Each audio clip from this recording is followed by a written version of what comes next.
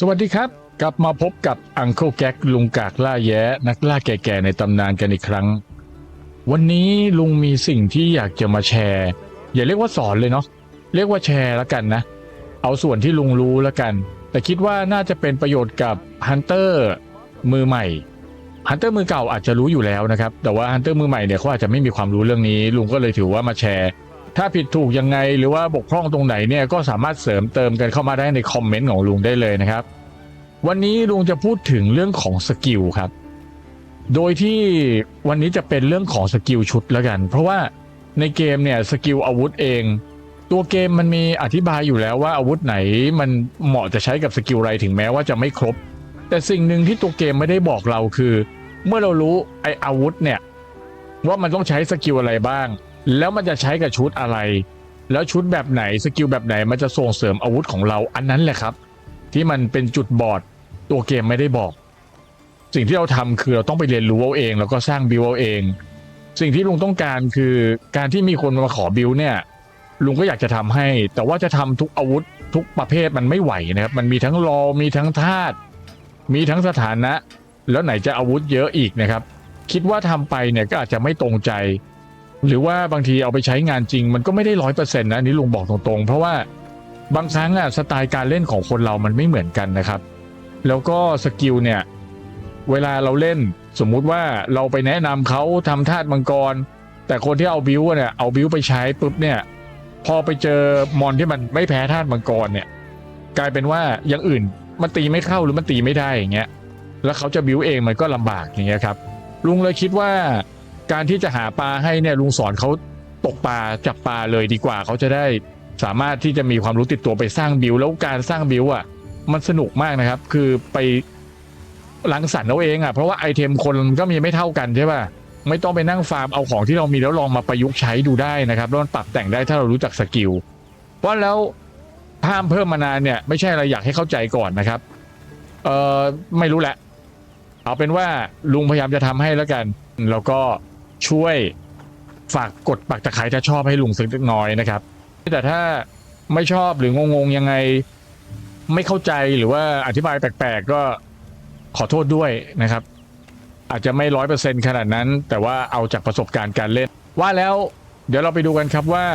ในแง่ของสกิลมันมีอะไรบ้างมาพี่รักจ๋าเห็นไหมเรียกปุ๊บร้องเลยเดี๋ยวเรามาดูเรื่องของอาวุธก่อนนะครับอาวุธในเกมนี้มันจะมีบอกสกิลอยู่แล้วนะครับเวลาเราเข้าไปดูเนี่ยให้เรากดที่อาวุธแล้วก็เข้าไปดูโดยการที่ถ้าเป็นจอยนะให้กด R3 นะครับแต่ถ้าสมมุติว่าเป็นคีย์บอร์ดนะครับก็ให้กด X นะแล้วเราก็เลือกมาที่ Equipment Skill อันนี้เนี่ยครับมันจะบอกอยู่แล้วอย่างเช่นตัวดาบใหญ่อย่างเงี้ยเขาก็จะมีสกิลแนะนำมาให้นะครับพวกเนี้ยต่างๆเหล่านี้นะครับเป็นสกิลที่เขาแนะนำว่าสามารถเอาไปใส่ได้แต่ลุงอาจจะยังไม่ได้บอกนะครับว่าอันไหนเหมาะกับอันไหนที่สุดนะครับควรใช้สกิลไหนอันไหนไม่ต้องใช้สกิลไหนอะไรเงี้ยแต่นี่คือสกิลลิสต์ที่เขาแนะนำว่าใช้ได้สำหรับดาบใหญ่แล้วกันถ้าใครชอบคลิปลุงหรือเข้าใจแล้วอยากให้อธิบายสกิลอาวุธด้วยก็เดี๋ยวมาทำให้ทีหลังครับแต่ว่าอยากจะพูดถึงเรื่องสกิลชุดเกราะก่อนอย่างเช่นเป็นธนูอย่างเงี้ยกด R3 เข้าไปนะครับแล้วก็มาที่สกิลไอตัว Equipment Skill นะเนี่ยเห็นไหมมันก็จะบอกสกิลอยู่ครับอันนี้เป็นสกิลที่มันมาพร้อมกับอาวุธเกมนี้ภาคนี้มันแยกสกิลอาวุธกับชุดค่อนข้างชัดเจนนะครับมันจะไม่ผสมกันสมัยก่อนหรือว่าภาคก่อนๆนะครับสกิลพวกนี้มันจะอยู่ในชุดอยู่ในเพชรด้วยภาคนี้ก็ยังอยู่ในเพชรแต่เป็นเพชรสำหรับที่ใส่ในตัวอาวุธใช่ไหมแต่ว่าถ้าเป็นสมัยก่อนเนี่ยในชุดมันจะมีสกิลพวกนี้ติดมาด้วยแต่ภาคนี้ไม่ใช่มันแยกขาดจากกันนะครับเพราะฉะนั้นเนี่ยทางแคปคอมเองแนะนำมาแค่สกิลอาวุธของแต่ละอาวุธนะครับก็มาดูกันในนี้ก็แล้วกันนะครับแต่สิ่งที่ลุงอยากจะพูดคุยกันวันนี้นะครับก็แชร์กันในนี้ก็คือเรื่องของสกิลชุดเวลาเราเข้ามาครับให้เราเหมือนกันเข้ามากด R3 แล้วก็มาดู Equipment List นะครับEquipment Skill ตรงนี้เนี่ยไล่ไปเลยทั้งหมดมี90สกิลที่ลุงมีอยู่ตอนนี้นะครับรวมไปถึงโบนัสเซตสกิลด้วยทั้งหมดนะก็ว่าแล้วเดี๋ยวเรามาดูกันทีละอันเราไปตามหมวดเลยเนาะเริ่มจากอันแรกครับ adaptability เป็นสกิลประเภทที่เป็น ป้องกันนะครับดูจากสัญลักษณ์ตรงนี้นะเป็น defense นะครับมันจะทำให้ตัวเราเองมีการป้องกันจากพวกสภาพแวดล้อมที่อยู่ในฉากนะครับที่มันสามารถทำการโจมตีเราได้ไม่ว่าจะเป็นเรื่องของอย่าเรียกว่าโจมตีแล้วกันสภาพแวดล้อมของข้างในฉากของเราเนี่ยไม่ว่าจะเป็นความร้อนที่เราจะต้องกินคูลดริงก์ใช่ไหมหรือว่าจะเป็นความเย็นนะหนาวที่เราต้องกินฮอตดริงก์ถ้าเรามีสกิล adaptability เราไม่จำเป็นต้องกินของพวกนี้ครับมันก็จะทนได้มันก็จะมีเลเวลของมันเลเวลดูกันเอาเองนะครับเพราะว่าเลเวลเนี่ยมันยิ่งสูงก็ยิ่งดีเราก็รู้กันอยู่นะครับประมาณนี้คือ adaptability ต้องบอกอย่างนี้ก่อนถ้ากันแค่ร้อนกับเย็นเลเวล1แต่ถ้าดาเมจอื่นๆที่เกิดจากสภาพแวดล้อมครับต้องใส่เลเวล2มันก็จะกันนะอันนี้ก็จะเป็นในเรื่องของตัว adaptability เนาะ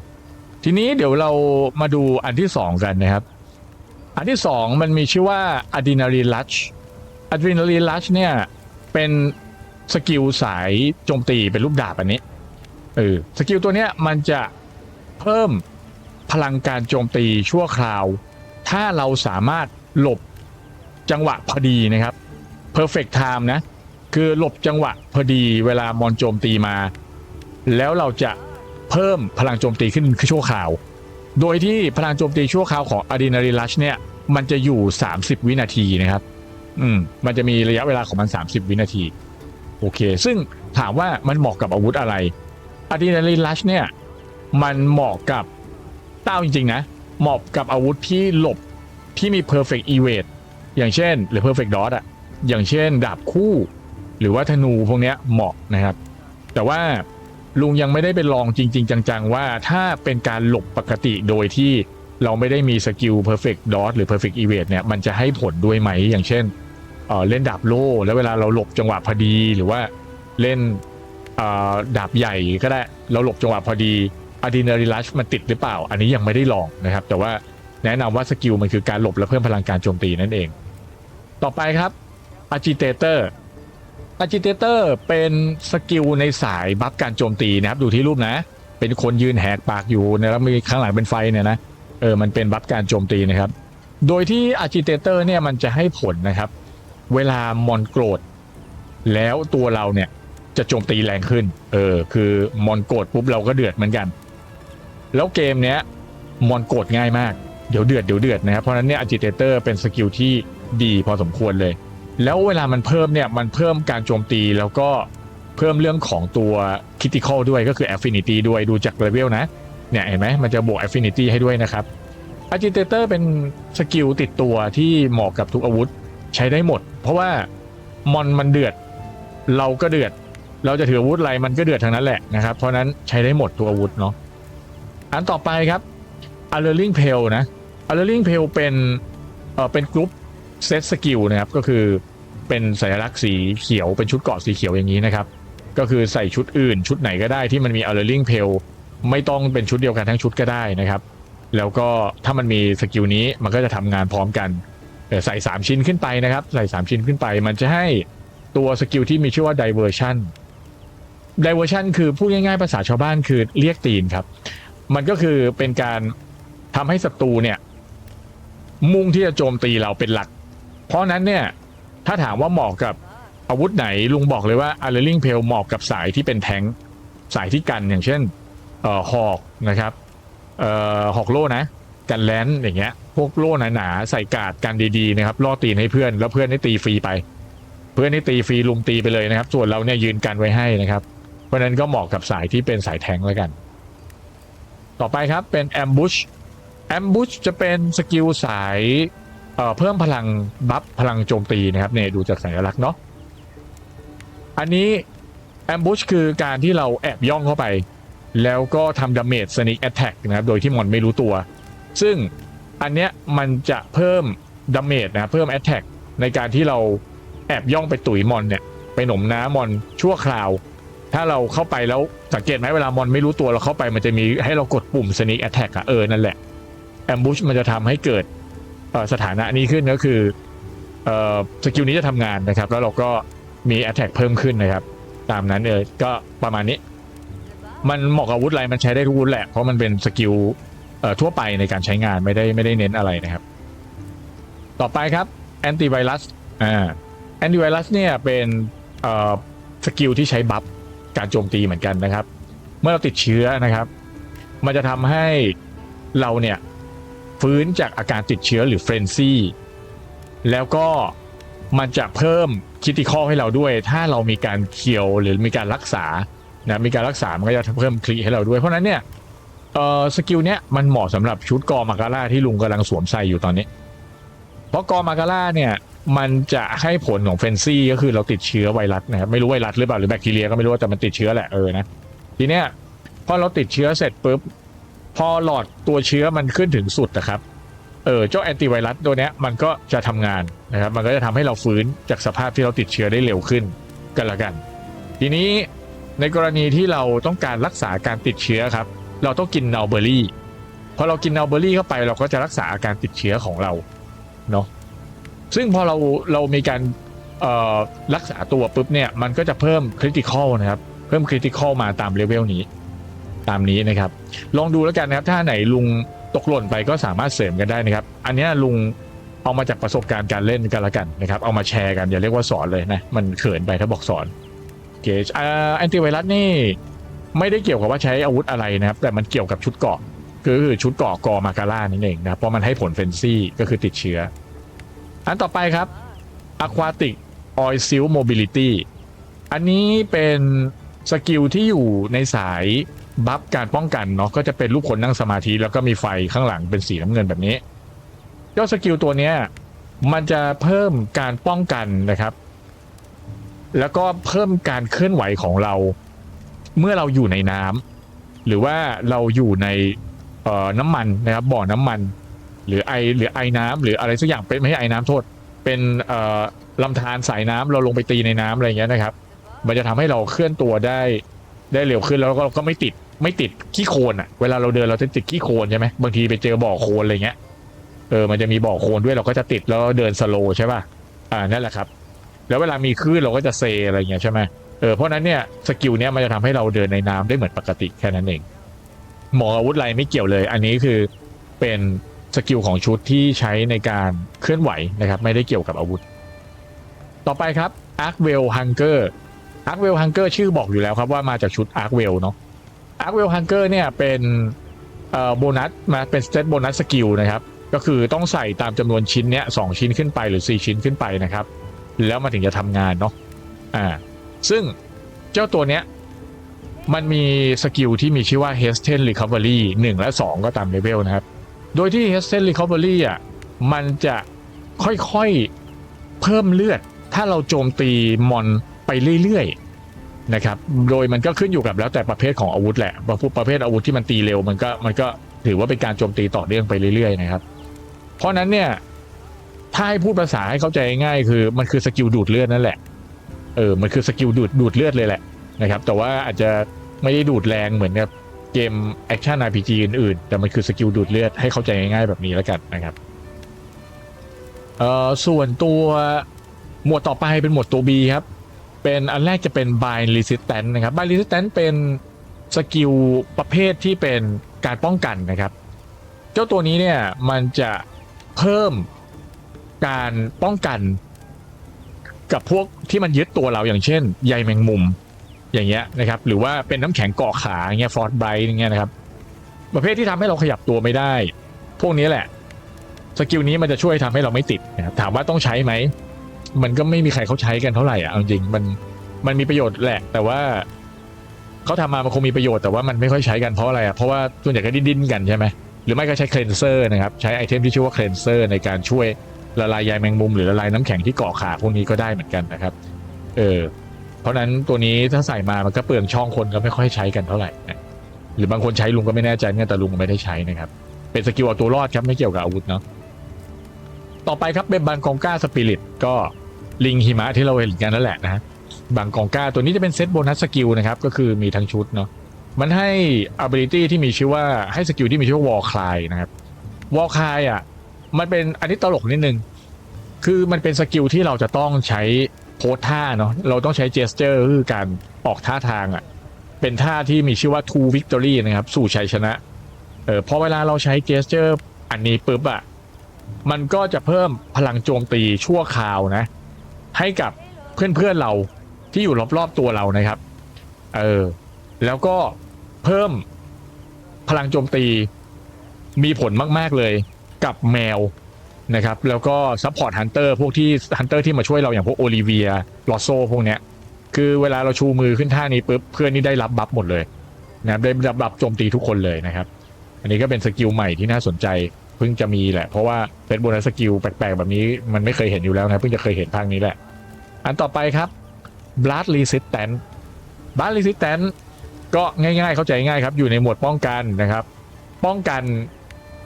สถานะระเบิดบอกงี้แล้วกันนะคือป้องกันสถานะระเบิดเวลาเราโดนบางครั้งมันไม่ได้ระเบิดทันทีนะครับเวลาสะสมถึงจุดหนึ่งสักพักมันจะระเบิดแต่ถ้าเกิดเรามีตัวเนี้ยจนสูงสุดเราจะไม่ระเบิดนะครับก็คือมันจะไม่มีระเบิดอะไรเกิดขึ้นกับตัวแค่นั้นเองนะครับเป็นสกิลการเอาตัวรอดเนาะต่อไปครับ bleeding resistance คล้ายกันครับเป็นสกิลในหมวดป้องกันนะครับป้องกันการเลือดออกแค่นี้ไม่มีอะไรต้องเข้าใจยากแต่ว่าเวลาเราเลือดออกนะครับมีสถานะเลือดออกอย่าขยับเหมือนชีวิตจริงอย่าขยับนะครับเวลาเลือดออกยิ่งขยับเลือดยิ่งลดวิธีแก้ครับถ้าไม่กินตัวไก่สีชมพูที่เรียกว่าเจอร์กี้นะกินอันนั้นมันก็จะห้ามเลือดเลยนะครับกับอีกอย่างหนึ่งคือให้เรานั่งเฉยๆนั่งลงไปนะครับกดนั่งลงไปเฉยๆแป๊บหนึ่งเดี๋ยวเลือดหายเองเดี๋ยวไอ้เลือดไหลมันจะหยุดเองนะครับอันนั้นก็คือวิธีแก้ bleeding นะโอเคอันต่อไปครับ blind resistance ก็อันนี้ก็เข้าใจง่ายเหมือนกันเป็นสายป้องกันนะครับเป็นสกิลสายป้องกันเหมือนกันโดยที่เจ้าตัวเนี้ยมันจะออกฤทธิ์โดยการที่มันจะป้องกันธาตุทุกธาตุเลยอะไรที่โจมตีติดธาตุใส่เราไฟน้ำแข็งสายฟ้าพิษไม่พิษโทษมังกรอย่างเงี้ยนะครับไม่มีผลกับเราถ้าเราเก็บจนเต็มเลเวล3นะครับก็ไม่มีผลธาตุทำอะไรเราไม่ได้พูดง่ายๆแค่นั้นBlindsider ครับ Blindsiderมันเป็นไอเทมสกิลแล้วกันเรียกว่าไอเทมสกิลนะครับที่ใช้ข้างในตอนฉากต่อสู้เนาะมันจะเป็นรูปแบบนี้ไอตัว Blindsider นะครับมันจะเพิ่มเอฟเฟกต์หรือประสิทธิภาพของการโจมตีที่มีแสงที่มีแสงสว่างส่วนใหญ่ก็เป็นแฟลชแหละเป็นแฟลชบอมนะแฟลชพอตอย่างเงี้ยมันก็จะเพิ่มนะครับแต่ก็ไม่รู้เอามาทำไมเหมือนกันเพราะมันก็คงไม่ได้ใช้อะไรขนาดนั้นแฟลชพอตก็ตามนั้นนะครับแค่เว็บเดียวแหละสกิลต่อไปครับบอมบาร์เดียนะครับบอมบาร์เดียมันจะเพิ่มความแรงให้กับระเบิดมันแรงขึ้นนะครับแรงขึ้นสูงสุด 30%ซึ่งมันเป็นสกิลเดี๋ยวลุงต้องบอกก่อนนะอย่าลืมนะที่ลุงเคยบอกไปในคลิปก่อนๆนะครับไอ้สกิลแบบนี้คือสกิลไอเทมที่ใช้ในฉากนะใช้ในฉากตอนสู้นะครับอะไรแบบนี้แต่ถ้าเป็นสกิลที่มันเป็นรูปถุงเหมือนกันแต่เป็นถุงนอนๆอันนั้นมันก็ในฉากแหละแต่มันเป็นลักษณะของการฟาร์มนะครับไม่ได้เอาไปใช้ในการต่อสู้เนาะโอเคทีเนี้ยบอมบาร์เดียเนี่ยมันจะเป็นเรื่องของการเพิ่มดาเมจระเบิดซึ่งมาจากถังขี้ของเราเนี่ยแหละถังระเบิดใหญ่เนี่ยแหละยิ่งถังระเบิดใหญ่แล้วใส่อันนี้หนักขึ้นเยอะมากเลยนะครับมันต้องอยู่ที่สายของคนสายเล่นสายไอเทมนะครับถ้าไม่เล่นสายไอเทมก็คงจะไม่ค่อยมีประโยชน์เท่าไหร่สกิลต่อไปของหน้านี้ครับก็โบทานิสเห็นไหมมันจะเป็นถุงแบบนี้เห็นไหมถุงนอนแบบนี้นะครับโบทานิสเนี่ยเป็นสกิลสำหรับสายฟาร์มนะครับมันจะเพิ่มจำนวนการเก็บพวกสมุนไพรพวกเฮิร์บแล้วก็อะไรก็ได้ที่เป็นของกินที่เป็นของกินตามฉากครับเป็นเห็ดเป็นนู่นเป็นนี่ถ้าใครมีมัดลูแมนเซอร์นะก็อะไรเป็นสกิลที่บริโภคไม่ให้โทษเป็นไอเทมที่บริโภคเนี่ยไอ้เจ้าโบทานิสเนี่ยมันจะเพิ่มนะครับเพิ่มจำนวนในการเก็บให้ได้มากขึ้นในการเก็บต่อครั้งเท่านั้นเองนะประมาณนี้ครับเดี๋ยวเราไปดูหน้าต่อไปกันสกิลต่อไปมีชื่อว่า burst เนี่ยเป็นสกิลที่จะทำให้ตัวเราสามารถที่จะเพิ่มพลังโจมตีแล้วก็ทั้งโจมตีทั้งกายภาพนะแล้วก็โจมตีธาตุแรงขึ้นถ้าเราโจมตีมอนได้รัวๆติดกันอย่างต่อเนื่องนะครับแต่ว่าการโจมตีติดกันอย่างต่อเนื่องมันจะถูกแบ่งเป็นเลเวลนิดนึงนะครับโดยที่ถ้าสมมุติว่าเลเวล1เนี่ยเราโจมตีทีแรกนะครับมันจะเพิ่ม attack เพิ่มพลังโจมตีดิบนะกายภาพแล้วก็ element ก็คือธาตุเนี่ยขึ้นนิดหน่อย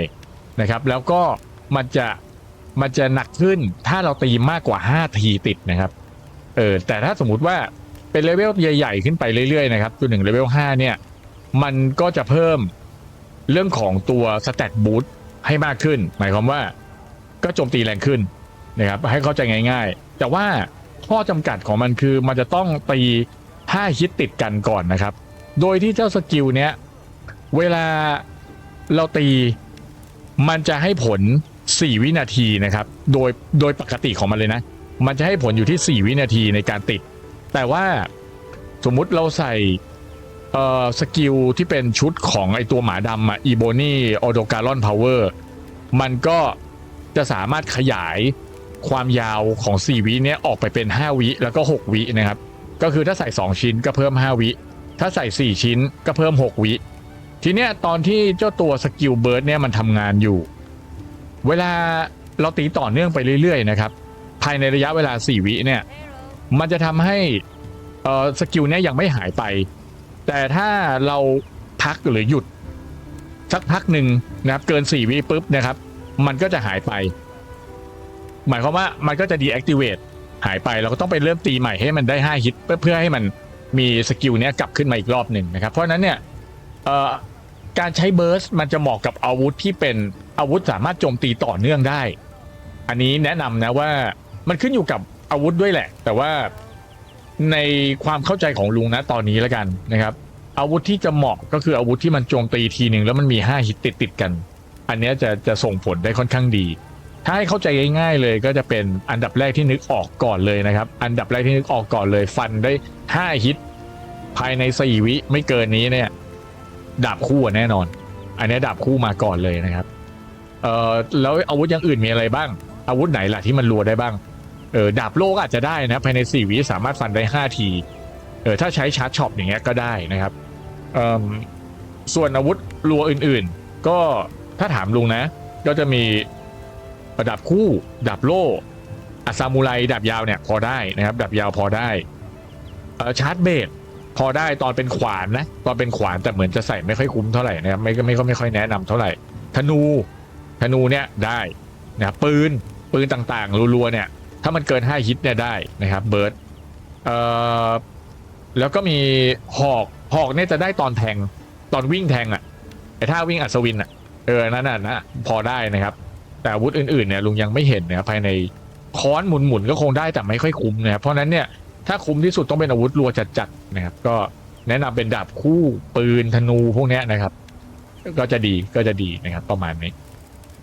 อันต่อไปครับ Butterfly Leather Craft Butterfly Leather Craft มันจะเป็นกรุ๊ปสกิลนะครับก็คือใส่ชุดที่มันมีสกิลนี้เหมือนกันก็ให้ผลได้ต้องใส่3ชิ้นนะครับจะได้สกิลที่เรียกว่า Affinity Sliding มันจะเป็นการเพิ่มคริติคอลตอนที่เราสไลด์ลงมานะครับจากทางลาดชันหรืออะไรพวกนี้มันก็จะเพิ่มคีให้เรานะครับจริงๆมันก็คือ Affinity Sliding ของภาค World นั่นแหละแต่มันจับมาใส่ในเป็นกรุ๊ปสกิลแทนนะครับโอเค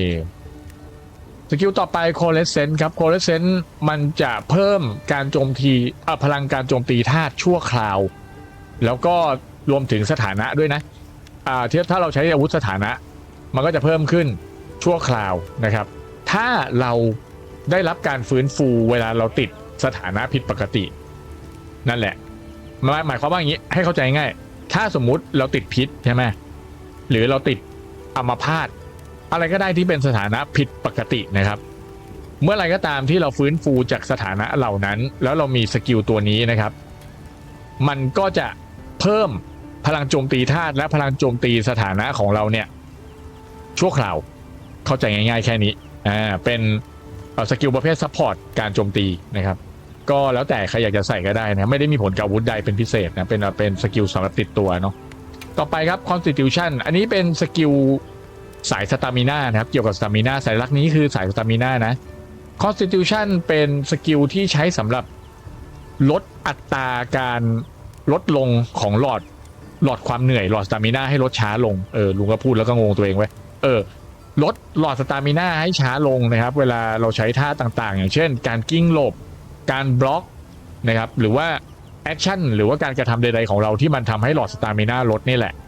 Constitution มันจะทำให้จำนวนหลอดมันใช้น้อยลง แค่นั้นเลยนะครับถามว่าเหมาะกับอะไร Constitution ใช้ได้กับทุกอาวุธครับแต่อาวุธที่ค่อนข้างจะมีผลมักจะเป็นอาวุธที่ต้องมีการขยับตัวหรือว่ามีแอคชั่นตลอดเวลาอย่างเช่นอาวุธอย่างดาบคู่นะครับก็ต้องกลิ้งใช่ไหมธนู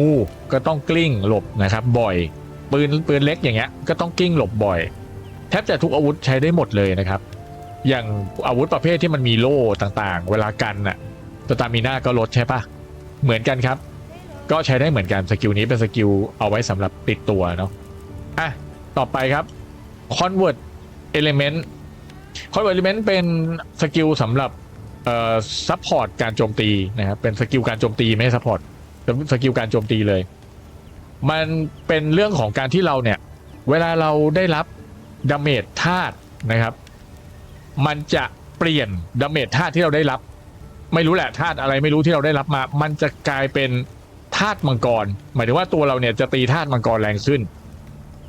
เพราะนั้นใครที่เล่นสายมังกรสายดาบมังกรนะครับถ้ามี Convert Element เนี่ย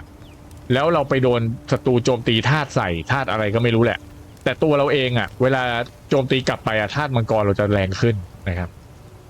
ประมาณนี้สกิลต่อไปครับมีชื่อว่า Counter Strike นะครับสกิล Counter Strike มันเป็นสกิลที่เวลาเราโดนการโจมตีแล้วเรา knock back คือเรากระเด็นนะอันนี้ลุงไม่ได้พูดถึงเรื่องฟินฟรีแบบว่าโดนมอนเอาตีนเขี่ยแล้วตัวเราไม่กระเด็นออกมาอย่างเงี้ยอันนี้ไม่นับนะครับมันจะนับในกรณีที่เราโดน knock back ก็คือเรากระเด็นออกมาเลยท่าไหนก็ได้ที่โดนมอนแล้วกระเด็นออกมาเลยพอเรากระเด็นออกมาแล้วเนี่ยแล้วเรากลับเข้าไปโจมตีมันจะเพิ่มการโจมตีพลังการโจมตีให้เราชั่วคราวนะครับเพราะฉะนั้นเนี่ยบางคนอาจจะเข้าใจว่าแค่มอนเขี่ยเราก็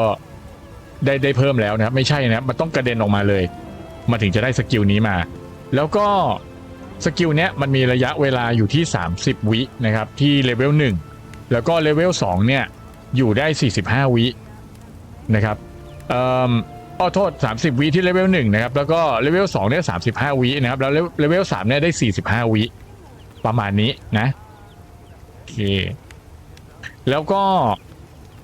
ถ้าสมมุติว่า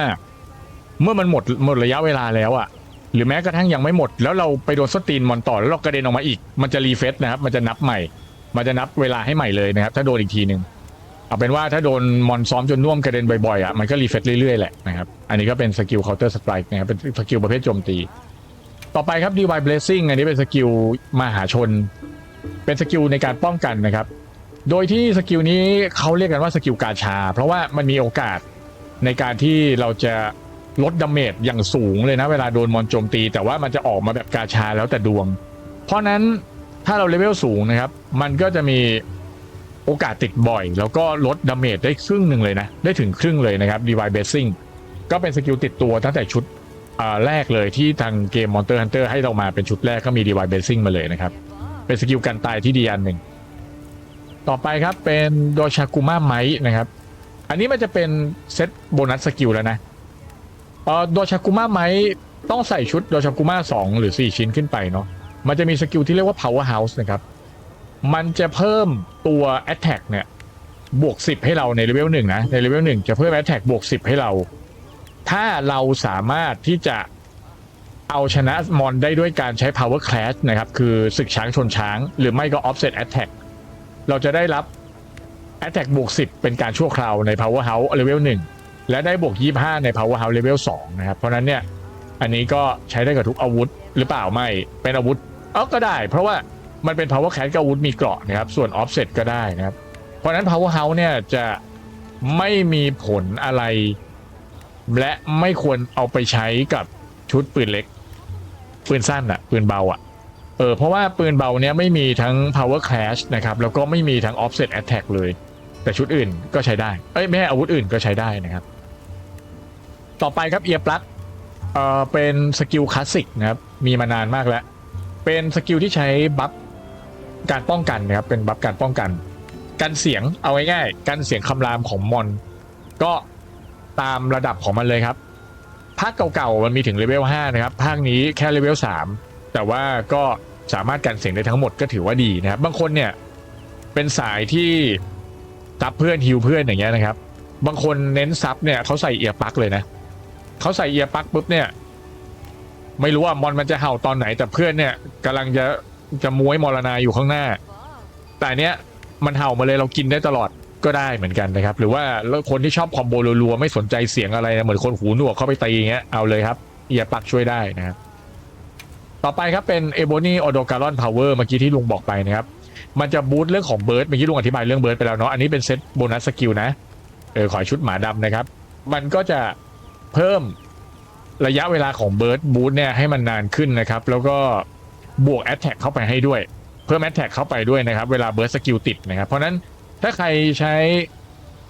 เบิร์ดสกิลอยู่แล้วนะครับแล้วใส่ชุดหมาดำก็จะได้สิ่งนี้เข้าไปด้วยนะครับเพิ่มระยะเวลาความยาวของสกิลเบิร์ดที่ลุงพูดไปเมื่อกี้แล้วก็บวกแอตแทกให้ด้วยต่อไปครับ Elemental Absorption Elemental Absorption จะเป็นสกิลบัฟการโจมตีครับอันนี้เวลาเรารับดาเมจที่เกิดจากธาตุนะรับดาเมจที่เกิดจากธาตุเราจะได้เอฟเฟกต์ของการโจมตีธาตุเพิ่มขึ้นชั่วคราวนะครับเรียกว่าเป็นสกิลดูดซับธาตุแล้วกันเวลาโดนโจมตีธาตุเราก็จะตีธาตุนั้นเนี่ยแรงขึ้นด้วยนะครับแล้วก็เพิ่มพลังป้องกันธาตุนั้นด้วยเหมือนกันนะครับเวลาเราโดนโจมตีเราก็จะดูดซับมาเราก็ตีธาตุแรงขึ้นนะครับแล้วก็เพิ่มพลังป้องกันด้วยนะครับโดยแบ่งเป็นเลเวลเนาะเนี่ยตามนี้เลยนะครับเนี่ยมันก็เพิ่ม4 6 8ตามนี้ลุงไม่รู้มีใครใช้บ้างเปล่านะแต่ว่าลุงเองก็ไม่ได้ใช้หรอกนะครับ Entomologist เป็นสกิลที่ใช้ในการฟาร์มนะครับแต่ละเป็นแบบนี้มันจะเป็นสกิลที่ทำให้แมลงมันไม่ตัวแตกเวลาเราตีแมลงเพื่อที่จะไปเอามอนสเตอร์ฟลูอิดหรือมอนสเตอร์บรอดอะปกติถ้าเราตีเนี่ยบางทีไอตัวแมลงตัวเล็กๆอะมันจะแตกเลยฮะฉีกขาดเลยเราก็แล่ไม่ได้แต่ถ้าเราใส่สกิลเนี้ยมันก็จะทำให้ตียังไงไอแมลงนั้นอะมันก็ไม่แตกนะมันตายเฉยเราก็ไปแล่ได้แค่นั้นเองหน้าที่มันมีแค่นี้เลยครับต่อไปครับ Evade Extender สกิลติดตัวที่ดีสกิลหนึ่งนะครับเพิ่มระยะในการกิ้งหลบให้ไกลขึ้นดีมากเลยนะถ้าถามลุงนะลุงใช้บ่อยมากนะครับโดยเฉพาะอาวุธที่เรารู้สึกว่าถ้าเราเก็บอาวุธช้ามันใช้ได้2แบบนะครับถ้าเราเก็บอาวุธช้าแล้วเราไม่อยากเก็บอาวุธบ่อยๆเราไม่มีควิกชีตเรากิ้งเอาไกลแล้วค่อยไปเก็บดาบแล้วก็เดินหนีออกไปนะครับก็ได้หรือพวกที่เขาออกเร็วอย่างเช่นดาบโล่ดาบคู่นะครับธนูปืนเล็กนะพวกปืนเบาจริงๆมันใช้ได้ทุกอาวุธนะครับมันเพิ่มระยะในการหลบของเราให้ไกลขึ้นมันทำให้เราตั้งหลักได้ดีขึ้นนะครับแล้วก็หาช่องหรือเปลี่ยนโพซิชันได้ไกลขึ้นนะครับดีขึ้นนี่เป็นสกิลที่แนะนำนะครับถ้าใครที่ชอบหลบเนาะอีกอันหนึ่งคล้ายๆกันครับ Evade Window มันจะเพิ่มความเป็นอมตะตอนที่เราหลบแต่ไม่ได้เพิ่มระยะนะแยกกันก่อนนะเมื่อกี้ Evade Extender เพิ่มระยะนะครับแต่ไม่อมตะคือระยะอมตะเท่าเดิมแต่ Evade Window เนี่ยระยะอมตะตอนที่เรากิ้งหลบมอนอ่ะมันจะนานขึ้นนะครับถ้าเลเวลเต็มนี่แทบเรียกได้ว่ากิ้งนี่แทบจะอมตะอยู่แล้วอะนะครับถ้าเต็มเลเวล5นะถามว่าไหนดีกว่ากันครับแล้วแต่ถนัดถ้าคนที่ชอบนัวใกล้ๆอาจจะใช้ Evade Window นะครับเพื่อให้หน้าต่างความเป็นอมตะ iframe ของเราเนี่ยมันกว้างนะครับแต่ถ้าสมมุติว่าถ้าโดยส่วนตัวลุงเห็นว่าสไตล์ไม่เหมือนกันที่ลุงบอกอย่างสไตล์ลุงจะไม่ค่อยชอบใช้ Evade Window ลุงชอบใช้ Evade Extender นะครับลุงเน้นกิ้งไก่ไว้ก่อนอย่างเงี้ยสไตล์ไม่เหมือนกันนะครับเพราะนั้นลุงเลยบอกว่าถ้าบิวเองเป็นมันจะดีเนาะต่อไปครับ Fire Resistance ก็เป็นสกิลในฐานะพวกพลังป้องกันทั้งหลายนะครับก็อันนี้เพิ่มพลังการป้องกันนะเกี่ยวกับไฟคือกันไฟนะครับตามนี้เลยไม่มีอะไรซับซ้อนครับกันไฟเฉยๆเฟลเยอร์ครับเฟลเยอร์เป็นสกิลที่เพิ่งจะโผล่มาในภาคนี้นะครับโดยที่เฟลเยอร์มันจะทำให้เราสร้างบาดแผลนะครับเปิดแผลมอนที่ตัวมอนได้ง่ายแล้วก็มันจะเพิ่มพลังโจมตีให้กับอาวุธที่ไร้ธาตุด้วยคือ1เปิดแผลอันดับแรกนะเปิดแผลง่ายขึ้นนะครับแล้วก็2อาวุธที่ไร้ธาตุตีหนักขึ้นนะครับอันนี้ก็คือเฟลเยอร์โอเคตามนี้นะหน้าต่อไปครับ หน้าต่อไป flexible laser craft นะครับสกิลนี้เป็นกรุ๊ปสกิลครับใส่3ชิ้นขึ้นไปมันมีชื่อสกิลว่า hunter gatherer นะครับ hunter gatherer มันจะเพิ่มความเร็วในการที่เราเก็บของปกติอะลุงก็ไม่รู้ใช้กันหรือเปล่านะภาคเนี้ยมันขี่ไก่ใช่ไหมแล้วมันก็ยิงสลิงเก็บได้เลยถูกไหมมันน้อยมากครับที่จะลงไปนั่งกับพื้นแล้วไปเก็บของอะไรเงี้ยมันน้อยมากนะครับภาคเนี้ยแต่ถ้าเกิดจะใช้ก็ได้เพราะว่ามันจะเพิ่มความเร็วในการเก็บแล้วก็มันจะช่วยเราในการที่เวลาเรากำลังแล่อยู่แล่ชิ้นส่วนมอนแล้วมีอะไรมากระแทกให้เราก้นจำเบ้าอย่างเงี้ยมันจะไม่เกิดขึ้นนะครับถ้าใส่สกิลนี้ก็คือแล่ไปเลยนะไม่มีอะไรทำไม่มีอะไรมากระแทกเราแล้วเราล้มได้นะครับแค่นี้เลยต่อไปครับฟลินฟรีเป็นสกิลที่ในภาคนี้ถ้าพูดถึงเรื่องของการฟันกับเพื่อนแล้วโดนกันเนี่ยเคยไหมลุงว่าหลายคนเคยนะเข้าไปฟันมอนน่ะแล้วไปโดนประเภทกวนที่มันฟันเร็วๆอย่างดาบยาวดาบคู่อะไรพวกนี้นะครับแล้วเรากำลังรัวๆอยู่แล้วเพื่อนก็มาฟันโดนเราแล้วเราก็ชะงัดทำให้เราต่อคอมโบไม่ได้เราก็ใส่ฟินฟรีได้นะครับในภาคเก่าๆเราจะใส่ฟินฟรีเพราะมันไม่มีสกิลอื่นแต่ภาคนี้มันมีตัวช็อคพรูฟมาให้นะครับช็อคพรูฟมาให้ก็ไม่จำเป็นต้องใส่ตัวนี้ก็ได้หมายถึงว่าถ้าตีกับเพื่อนนะแต่ถ้าในกรณีที่เราตีกับมอนอย่างเงี้ยฟินฟรีมันจะช่วยในเรื่องของการที่เวลามอนตีเราแล้วเราไม่น็อกแบ็กนะครับเราน็อกแบ็กยากเราจะไม่กระตุกจากการโดนมอนตีที่แบบตีเบาๆตีแบบไม่ได้แรงมากนะครับไม่ได้เป็นท่าใหญ่ของมันอะมันเราก็จะไม่กระเด็นนะครับฟินฟรีก็คือเป็นสกิลที่เอาไว้ใช้กับมอนและภาคนี้ไม่ได้ใช้กับคนแล้วนะครับแต่ว่า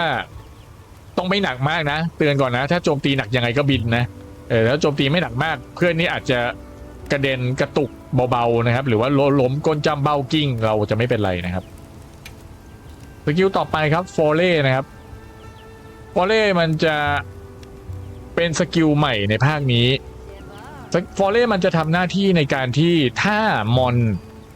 ติดสถานะพิษหรืออัมพาตนะครับก็คือพอยซันหรือว่าพาราไลซิสนะครับพิษหรืออัมพาตจะเพิ่มพลังโจมตีแล้วก็เพิ่มคิให้กับเราพูดง่ายคือถ้ามอนติด2สถานะเนี้ยพิษอัมพาตเราจะตีหนักขึ้นคิเพิ่มขึ้นแค่นั้นนะครับฟอเล่ใช้ได้กับทุกอาวุธต่อไปครับ fortifying pale fortifying pale ก็ตามชื่อครับจะติดสถานะสกิลที่เรียกว่า fortify นะครับfortify อ่ะมันจะใช้งานได้ก็ต่อเมื่อเราจะต้องนอนแมวก่อนเป็นสกิลที่ค่อนข้างตลกเพราะว่าเราต้องนอนแมวหลังจากเรานอนแมวปุ๊บมันจะเพิ่มพลังโจมตีและพลังป้องกันให้กับเราหลังจากที่เรานอนแมวแล้วกลับไปล้างแค้นมันรอบที่2แต่สกิลเนี้ยมันจะใช้ได้แค่2ครั้งแง่ดีเพราะมันถ้ามันใช้3ครั้งเควสมันก็เฟลแล้วไงถ้าไม่มีอินชัวแรนซ์ก็คือเราเน่า3ครั้งปุ๊บมันก็เฟลเลยถูกป่ะเพราะนั้นมันก็ใช้ได้แค่2ครั้งจะเขียนบอกมาทำไมวะเนี่ยสกิลต่อไปครับฟรีมิลเป็นสกิลที่ใช้ซัพพอร์ตในต่อสู้นะครับในฉากคอมแบทฉากต่อสู้นะครับก็เป็นสัญลักษณ์แบบนี้อันเนี้ยมันจะเพิ่มโอกาสในการที่เราจะดื่มกินฟรีไอเทมของเราเหมาะกับสายซับเวลาเราพกเมกาโพชั่นไป10นะครับเราอาจจะกินได้มากกว่า10เพราะว่าเวลาเราเก็บเต็มปุ๊บเนี่ยในบางครั้งที่เรากินพวกของที่บริโภคมันจะมีโอกาสที่เราจะไม่เสียของนั้นไปเนี่ยมันมีโอกาสได้ถึง 45% นะครับสมมติว่าเรามีเมกาโพชั่น10 ขวดใช่ไหมพอเราติดเลเวล3อันเนี้ยมันมีโอกาสเกือบครึ่งหนึ่งที่เราจะไม่เสียขวดน้ำยาเลยหมายถึงว่าขวดเมกาโพชั่นเลยในการดื่มเนี่ยดื่ม2ครั้งหรือว่าเรากดดื่ม2ครั้งเราอาจจะเสียแค่ขวดเดียวเป็นต้นนะครับดื่ม2ครั้งเสียขวดเดียวอย่างเงี้ยเวลาสายซับลงไปสู้กับเพื่อนเราไปช่วยเพื่อนไปกินให้เพื่อนเนี่ย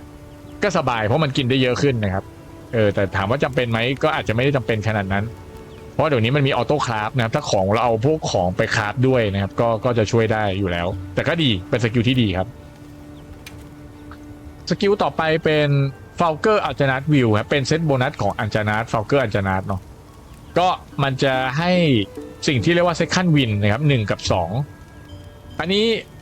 มันจะเพิ่มตัวสตามิน่าเกจของเรามันจะทำให้สตามิน่าเกจเรายาวขึ้นแค่นั้นเองนะครับก็เพิ่มสตามิน่าเหมาะกับสายพวกที่เป็น ใช้สตามิน่าเยอะๆนะครับในการกันในการกิ้งหลบอะไรพวกเนี้ยนะครับก็โอเคอยู่ก็ไม่ได้ระบุอาวุธนะครับพวกนี้เป็นสกิลช่วยเหลือสกิลชุดต่อไปครับหมวดตัว G และ Geologist นะครับ Geologist ก็เป็นสกิลที่เอาไว้ฟาร์มเป็นสกิลที่เราเพิ่มจำนวนของไอเทมที่เราได้จากจุด Gathering Point นะครับอย่างเช่นสมมุติว่าจุดที่เราเป็นไปขุดแร่หรือว่าจุดที่เราไปขุดกระดูกเพื่อเก็บชิ้นส่วนกระดูกกับแร่อันเนี้ยเราจะได้จำนวนเยอะกว่าคนอื่นเขาเราเป็นนักวิจัยนะเราเป็นเขาเรียกว่าอะไรวะเขาเรียกว่านักธรณีวิทยาอย่างเงี้ยเราก็จะได้พวกกระดูกอย่างเงี้ยอย่างเลเวล 1นะครับเราจะได้กระดูกเยอะขึ้นเวลาไปคุยกระดูกเนาะ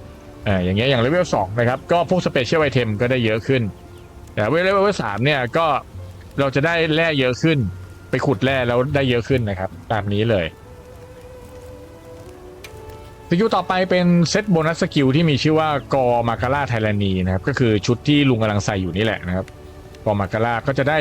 สกิลที่ชื่อว่า Black Eclipse นะครับเจ้าตัวนี้เวลาเราใส่ปุ๊บเวลาเราไปเจอมอนตัวเราจะเกิดอาการติดเชื้อขึ้นแล้วมันจะมีหลอดเชื้อขึ้นข้างบนแถบหลอดเลือดมันจะมีหลอดสีน้ำเงินเล็กๆอีกอันนึงหลอดเชื้อเนี่ยมันจะเป็นเฟรนซี่นะครับเวลาเราติดเชื้อจนเต็มหลอดปุ๊บเราก็จะเกิดอาการเฟรนซี่เนาะแต่ว่าสิ่งที่เราได้มาเนี่ยหลังจากที่เราติดเฟรนซี่ปุ๊บมันจะเพิ่มเรื่องของตัวคิติคอลกับแอตแทกให้เราด้วยนะครับเนาะเวลาเราติดเชื้อปุ๊บนะครับแล้วเราหายจากการติดเชื้อเนี่ยพลังโจมตีเราก็ขึ้นด้วยเพราะนั้นเนี่ยลุงยังไม่ค่อยเข้าใจ 100% ว่ามันใช้คู่กับแอนติไวรัสแล้วมันจะต้านการติดเชื้อได้ขนาดนั้นไหมแต่ลุงก็ใส่แอนติไวรัสในตัวมาด้วยเพราะว่าสุดท้ายแล้วแอนติไวรัสต่อให้เราติดเฟนซี่จนเต็มหลอดนะครับแอนติไวรัสมันก็จะทำให้เราเนี่ยฟื้นตัวจากการที่เราติดเชื้อได้เร็วกว่าปกติกว่าไม่มีสกิลแล้วกันแล้วก็ถ้าเรามีการฮีลมันก็จะเพิ่มแอตแทกกับตัวคีเข้าไปอีกนะครับก็เป็นสกิลที่เอามาลองเล่นดูนะครับว่าไม่รู้ถูกผิดยังไงลุงก็บอกไว้ก่อนแล้วกันต้องขออภัยไว้ก่อนแต่ว่าเดี๋ยวไปลองนะครับแล้วถ้าชัวร์ยังไงอีกทีหนึ่งเม้นเข้ามาถามมันลุงก็จะตอบให้นะครับอันต่อไปก็คือ Graveyard Protection ครับ Graveyard Protection เป็นเซตโบนัสสกิลเนาะมันจะได้สกิลที่ชื่อว่า Flawless Armor มันจะลดดาเมจเวลาเราเลือดเต็มมันจะลดดาเมจที่เราได้รับเนี่ยลง 5% ในเลเวล 1เมื่อเราเลือดเต็มมันจะลดดาเมจที่เราได้รับ 10%เฉพาะตอนเลือดเต็มนะแต่ถ้าเลือดไม่เต็มก็เหมือนเดิมโดนก็เหมือนเดิมนะครับเฉพาะเลือดเต็มอย่างเดียวต่อไปครับเป็นสกิลของ Guardian Archwell แล้ว Guardian Archwell Vitality ครับอันนี้เป็นเซตโบนัสสกิลเหมือนกันอันนี้มันจะต่างกับ Archwell อันแรก Archwell อันแรกมันจะโจมตีต่อเนื่องใช่ไหมแล้วมันจะเหมือนดูดเลือดใช่ป่ะแต่ Decimator เนี่ยสกิลของเจ้าตัว Guardian Archwell เนี่ยนะครับมันจะรีเลือดให้เราจำนวนหนึ่งถ้าเราสามารถที่จะทำการทำลายแผลมอนได้นะครับแค่นั้นเองเพราะนั้นถ้าใครที่นิยมแย่งแผลเพื่อนนะครับก็ใส่อันนี้ไปมันก็จะดูดเลือดจากการที่เราทำลายแผลได้นะครับก็เป็นสกิลที่อาจจะไปทะเลาะกันเองในปาร์ตี้เด้อสกิลต่อไปครับ Guardian Protection Guardian Protection เป็นกรุ๊ปเซตนะเป็นกรุ๊ปสกิลนะครับจะให้สกิลที่มีชื่อว่า Ward of Wyveria นะครับอันเนี้ยมันเป็นชุดกรุ๊ปสกิลที่ใช้เฉพาะที่นะครับตัวเนี้ยมันจะทำงานก็ต่อเมื่อเราจะต้องไปอยู่ฉากที่มีชื่อว่า Ruin of the Wyveria ก็คือ Ruin of the Wyveria คือฉากแมปบนสุดนะครับที่เราไปเจอพวก Guardian Archwell พวกนั้นมันคือแมปนั้นนะครับเมื่อเวลาเราไปอยู่แมปนั้นนะครับมันจะทำให้ตัวเราเนี่ยได้รับดาเมจแล้วก็พวกดาเมจที่มาจากธาตุนะครับดาเมจที่มาจากธาตุดาเมจที่มาจากสกิลพิเศษต่างๆเนี่ยเราโดนแล้วเบาลงเราไม่ได้โดนหนักเหมือนคนอื่นเขานะครับแต่ต้องอยู่ฉากนั้นอย่างเดียวนะครับก็ลองดูแล้วกันเนาะสกิลต่อไปก็เป็นกรุ๊ปสกิลครับมีชื่อว่า Guardian Pulse มันมีชื่อว่า White Burst นะครับเจ้าตัวเนี้ยเวลาเราไปอยู่ในฉากที่มันมีตัวไวท์คริสตัลนะครับก็คือฉากที่มันเป็นไวเวเรียนั่นแหละนะครับมันจะ Recovery Stamina แล้วก็ตัวเกรดเลือดสีแดงให้เราได้เร็วขึ้นเกรดเลือดสีแดงเวลาเราโดนดาเมจมันจะลดเกรดสีเขียวไปก่อนใช่ไหมแต่มันจะเหลือเกรดสีแดงนั่นแหละไอเกรดสีแดงนั่นแหละนะครับมันก็จะทำให้เรารีเลือดเนี่ยกลับไปตรงเกรดสีแดงได้เร็วขึ้นแล้วก็สตามิน่ารีเร็วขึ้นแต่ว่ามันมีข้อแม้คือเราต้องไปอยู่ใกล้ไวท์คริสตัลซึ่งไวท์คริสตัลมันก็มีอยู่ฉากนั้นนะฉากอื่นลุงก็ไม่ได้สังเกตว่ามีไหมแต่ฉากนั้นอ่ะมันเป็นฉากของมันนะครับดูแล้วไม่ค่อยมีประโยชน์เท่าไหร่นะโอเคสกิลต่อไปครับฮีโร่อีกเป็นสกิลซัพพอร์ตเป็นอย่าเรียกซัพพอร์ตสิเรียกบัฟพลังโจมตีแล้วกันมันจะเพิ่มพลังโจมตีให้กับเราแล้วก็พลังป้องกันให้กับเรานะครับถ้าเลือดเราเหลือต่ำกว่า 35% หรือต่ำกว่านั้นนะครับคือถ้า 35% ลงไปแล้วเนี่ยมันจะทำให้พลังป้องกันและโจมตีเราแรงขึ้นมากนะครับมันบวกได้สูงสุดถึง 30% นี่นะเห็นไหมโอเคเพราะนั้นเนี่ยฮีโร่อีกอ่ะมันจะเป็นสายที่ถามว่ามันใช้กับอาวุธไหนได้มันใช้ได้กับเกือบทุกอาวุธถ้าคุณมั่นใจว่าคุณจะไม่ตายนะครับถ้าเห็นคนที่ทำสปีดรันนะครับส่วนใหญ่หลายๆคนเขาก็ใช้ฮีโร่อีกอย่างเช่นพวกที่ใช้ดาบใหญ่เห็นมาตั้งแต่สมัยก่อนแล้วนะครับคือมันจะเป็นลักษณะของแต่สมัยก่อนมันไม่ได้ใช้ชื่อฮีโร่อีกนะมันจะใช้ชื่อหนึ่งอะไร potential ทุกอย่างผมจำไม่ได้เหมือนกันเขาจะทำให้เลือดตัวเองเนี่ยเหลือน้อยๆนะครับโดยการเอาถังระเบิดวางให้เลือดเหลือต่ำกว่าเกณฑ์ที่กำหนดนะครับแล้วเขาจะบัฟทุกอย่างแล้วเข้าไปฟาดมอนจังหวะดีๆแล้วใช้ดาบใหญ่ชาร์จโอ้โหทีเดียวนี่ดิ้นเลยนะทีเดียวนี่ถึงกับดิ้นแต่ถามว่าสายที่มันเป็นอาวุธไวเล่นได้ไหมได้ก็อาศัยหลบเอาหลบเก่งๆนะครับ perfect evade perfect guard ใช้ไปนะครับแต่ว่าต้องมั่นใจนะว่าเลือดเหลือแค่ 35% แล้วเราจะไม่นอนแมวซะก่อนถ้ามั่นใจว่ามีฝีมือขนาดนั้นแล้วต้องการดาเมจกับดีเฟนดีๆเนี่ยก็ใช้ฮีโร่อีกได้เลยครับ Hunger Resistance เป็น Hunger Resistance เป็นสกิลที่เกี่ยวกับสตามิน่าครับมันก็จะทำให้หลอดสตามิน่าเราอะถ้าเราหิวหลอดสตามิน่าเราจะหดลงใช่ไหมมันจะหดสั้นลงอันนี้แหละมันจะทำให้หลอดสตามิน่าหดสั้นลงได้นานขึ้นมันช้าลงต้องบอกงี้คือหลอดคนอื่นเขาหิวแล้วแต่เรายังไม่หิวนะเพราะหลอดเราไม่หดคนอื่นหดแล้วนะด้วยระยะเวลาที่เท่ากันนะครับมาทำให้เราทนความหิวได้นานขึ้นนั่นเองไอรีซิสแตนก็ชื่อตรงตัวเลยครับก็ป้องกันสถานะน้ำแข็งง่ายๆแค่นี้นะครับแล้วก็เพิ่มดีเฟนด้วยนะเนี่ยมันเพิ่มดีเฟนด้วยถ้าเลเวลสูงนะครับสกิลต่อไป Imparted Wisdom นะครับ Imparted Wisdom เป็นกรุ๊ปสกิลมันจะมีสกิลที่ให้มาเนี่ยมีชื่อว่า Forager's Luck นะครับต้องบอกว่าสกิลนี้เป็นสกิลสำหรับสายฟาร์มเพราะว่าสกิลตัวเนี้ยมันจะเพิ่มโอกาสในการเจอของแรที่เวลาเราไปคุยของนะครับคุยของตาม Gathering Point ต่างๆอย่างเช่นตรงโครงกระดูกนะครับหรือว่าเป็นตัวที่เราไปเคาะหินนะเคาะเอาแร่เนี่ยมันก็จะมีโอกาสได้แร่ไอเทมนะครับแค่นั้นเลยนะเป็นสกิลสำหรับสายฟาร์มเดี๋ยวเราไปดูหน้าต่อไปกันครับ Intimidator ครับ Intimidator เป็นสกิลในสายซัพพอร์ตแล้วก็หน้าที่ของมันเนี่ยมันจะทำการที่ลดโอกาสที่มอนตัวเล็กจะเข้ามาโจมตีเราหรือมองเห็นเราพูดง่ายๆคือเป็นเหมือนพรางตัวมันไอพวกนั้นจะหูหนวกตาบอดเวลาเราใช้สกิลนี้นะครับมันก็จะทำให้พวกนี้ไม่ค่อยสนใจเราเท่าไหร่นะมองเราไม่ค่อยเห็นนะครับจะมองข้ามหัวเราไปเอาง่ายๆนะแค่นี้เลย Intimidator นะครับสกิลต่อไปครับ Iron Skin Iron Skin เป็นสกิลในสายป้องกันนะครับเจ้าตัวเนี้ยมันจะช่วยป้องกันไม่ให้เราเกิดสถานะ Defense Down สถานะ Defense Down คืออะไรสถานะ Defense Down คือลดการป้องกันพูดง่ายคือเวลามอนบางตัวเนี่ยมันจะมีสถานะนี้เวลาเราโดนสถานะของมันไปมันจะโจมตีเราหนักขึ้นนั่นแหละคือ Defense Down นะครับคือเวลาป้องกันเราลดลงจากสถานะของมันไอออนสกินจะทำให้ไม่เกิดสิ่งนั้นก็คือไม่มีผลอะไรกับเรานะครับก็คือคนอื่นพลังป้องกันลดลงเพราะโดนการโจมตีของมอนมาใช่ป่ะโดนอีกทีตายแน่นอนหรือหนักอะไรเงี้ยแต่เราจะไม่เป็นไรนะครับเพราะว่าเราไม่ติดสถานะ Defense Down ไอเทมโปรลองเกอร์ครับเป็นสกิลในสายไอเทมเป็นไอเทมที่ใช้ในภาคสนามนะครับก็เพิ่มระยะเวลา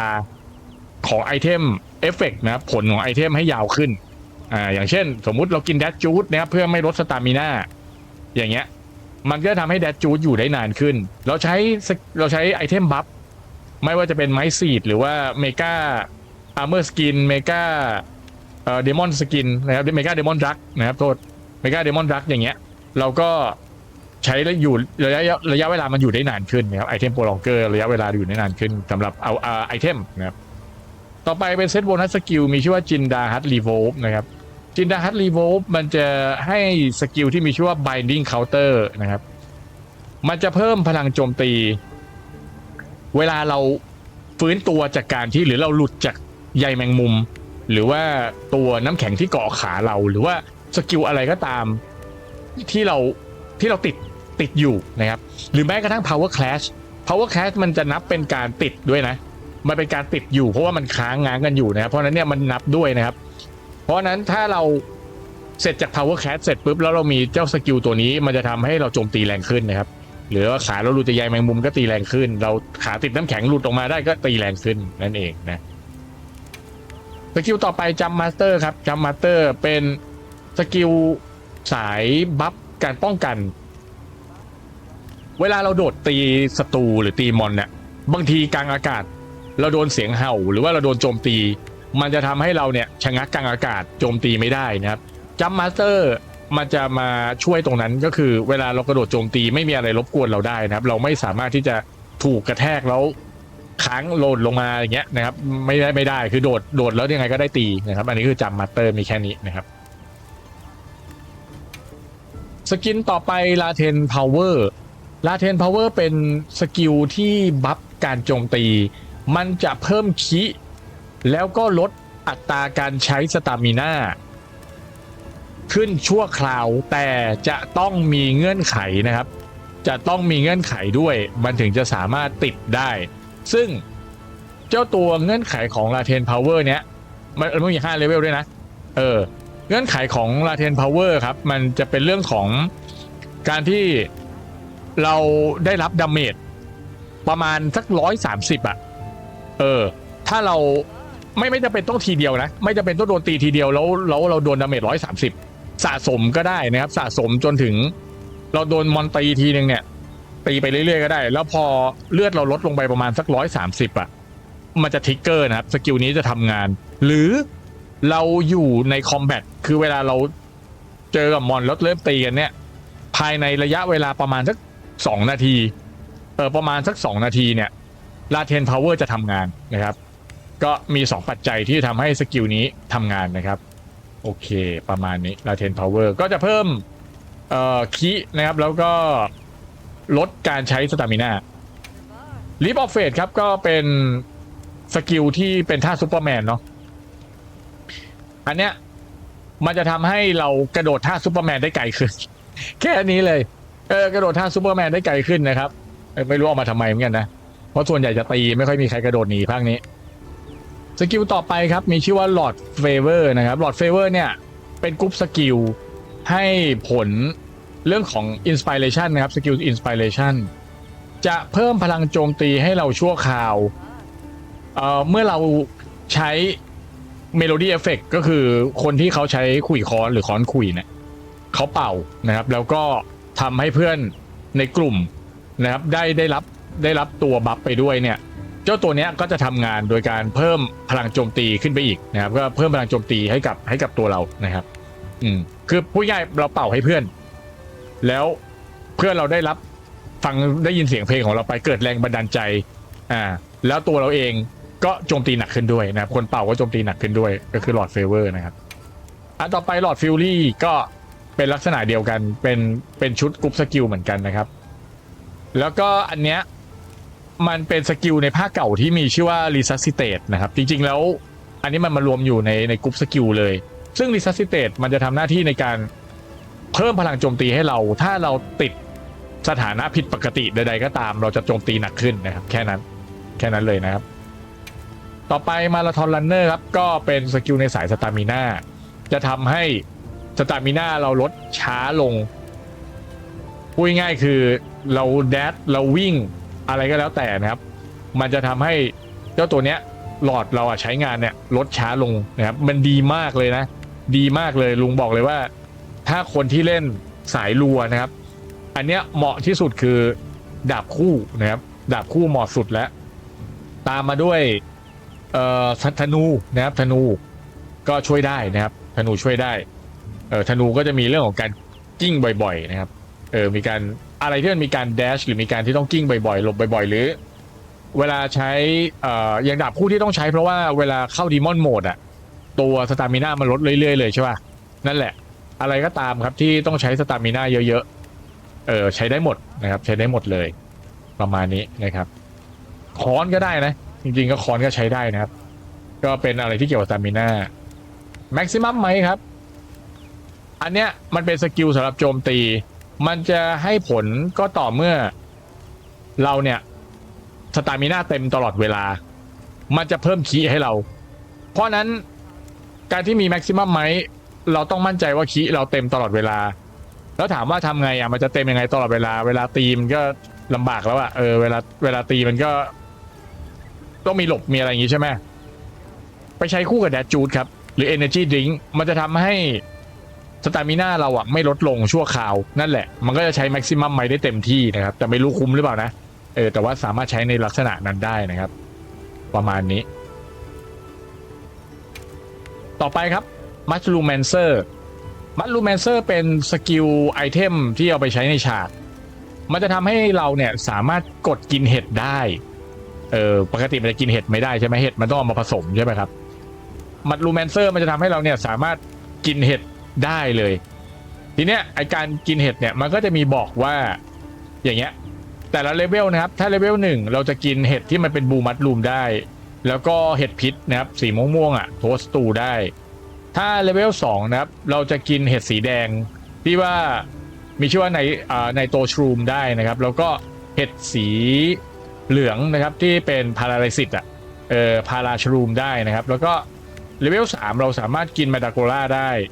เนาะเดวิลบลายนะครับแล้วก็เอ็กไซชรูมได้นะครับเพราะนั้นคือก็ลองดูใครชอบสายกินเห็ดก็ต้องไปลองว่าเห็ดไหนมันให้ผลอะไรนะครับเห็ดสีอะไรมันให้ผลอะไรมันมีเห็ดฮีลเห็ดเพิ่มบัฟนู่นบัฟนี่พลังโจมตีอะไรก็ว่าไปนะครับก็สายกินเห็ดก็ไปใช้ได้สกิลต่อไปครับ Neopteron Alert นะครับ Neopteron Alert เนี่ยมันมีสกิลที่ชื่อว่า Honey Hunter ก็พูดง่ายๆคือเก็บเขาเรียกอะไรนะเก็บน้ำผึ้งได้เยอะกว่าปกติแล้วกันสกิลหมีภูสกิลเก็บน้ำผึ้งได้มากกว่าปกติแล้วกันนะครับแค่นี้เลยต่อไปครับ Neopteron Camouflage นะครับก็ให้สกิล Feed Foot จะเพิ่มความเร็วเวลาเรานั่งเราจะเดินไปข้างหน้ามันจะช้าอันนี้มันจะทำให้เรานั่งแล้วเดินไปได้เร็วขึ้นนะครับคลานไปได้เร็วเอาง่ายๆแล้วกันแล้วทำให้เราเนี่ยหนีจากมอนได้ง่ายหรือว่ามอนเนี่ยเจอเรายากแค่นี้เป็นสกิลเอาตัวรอดนะครับต่อไปเป็นสกิลที่ชื่อว่านูอูดรามูตินีนะครับเป็นเซตโบนัสสกิลซึ่งเจ้าตัวเนี้ยมันจะให้สกิลที่เรียกว่าแบดบลัดมันจะเพิ่มดาเมจเพิ่มเติมให้กับสกิลรีเซนเมนต์หมายความว่าถ้าเราจะใช้นูอูดามูตินีเราจะต้องมีสกิลที่มีชื่อว่ารีเซนเมนต์ก่อนซึ่งเดี๋ยวรีเซนเมนต์เนี่ยลุงจะอธิบายให้พวกเราเข้าใจอีกทีหนึ่งตอนที่ถึงส่วนที่ต้องอธิบายรีเซนเมนต์แต่รู้แค่ว่านูอูดามันจะเพิ่มดาเมจให้กับสกิลรีเซนเมนต์เมื่อสกิลรีเซนเมนต์มันใช้งานขึ้นมาปุ๊บเนี่ยแอคทีฟขึ้นมาปุ๊บตัวเนี้ยมันจะช่วยนะครับต่อไป Outdoor Man มันจะเป็นเรื่องของการฟาร์มนะครับมันก็จะเพิ่มประสิทธิภาพในการจับปลาในการย่างนะครับการขนของยกขนไข่หรืออะไรเงี้ยนะครับมันก็จะเพิ่มให้จับปลา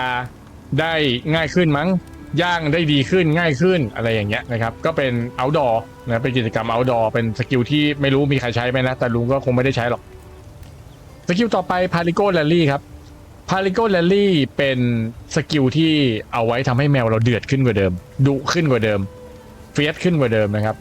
โดยการที่เมื่อเราใส่ไปแล้วเนี่ยมันก็จะตามนี้เลยนะมี5เลเวลจะเพิ่มพลังการโจมตีแล้วก็พลังป้องกันของแมวเรานะครับแค่นี้ Paralysis Resistance ครับอยู่ในสายป้องกันก็เรียกว่าลดระยะเวลา เวลาเราโดนอัมพาตเข้าไปแต่ถ้าเราใส่จนเต็มนะครับเราก็จะไม่เกิดอาการอัมพาตใดๆเลยก็คือการอัมพาตเอาง่ายๆต่อไปครับพาร์ทเบรกเกอร์ตรงตัวเลยครับ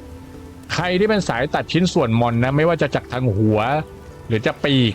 หรือจะหางนี่เลยครับพาร์ทเบรกเกอร์มันจะทำให้ชิ้นส่วนพวกนี้แตกง่ายขาดง่ายเนาะแล้วก็เวลาเราโจมตีไปที่แผลด้วยโฟกัสสไตร์นะครับก็จะเพิ่มดาเมจให้หนักขึ้นด้วยเหมือนกันอันนี้ก็คือพาร์ทเบรกเกอร์นะครับสกิลต่อไปพีคเพอร์ฟอร์แมนซ์ครับเป็นสายโจมตีแหละเวลาเลือดเราเต็มเราจะโจมตีหนักซึ่งมั่นใจได้ไงว่าเลือดเราจะเต็มพีคเพอร์ฟอร์แมนซ์ถ้าจะเล่นก็ต้องเชี่ยวชาญหน่อย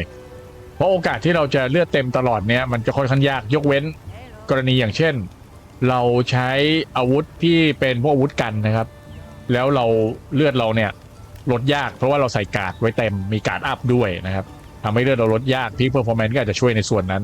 หรือเป็นสายพลิ้วไหวดังสายน้ำเป็นจอมยุทธนะครับหลบไปหลบมาแวบๆนะครับ perfect evade perfect guard อย่างเงี้ย perfect evade อย่างเงี้ยนะครับก็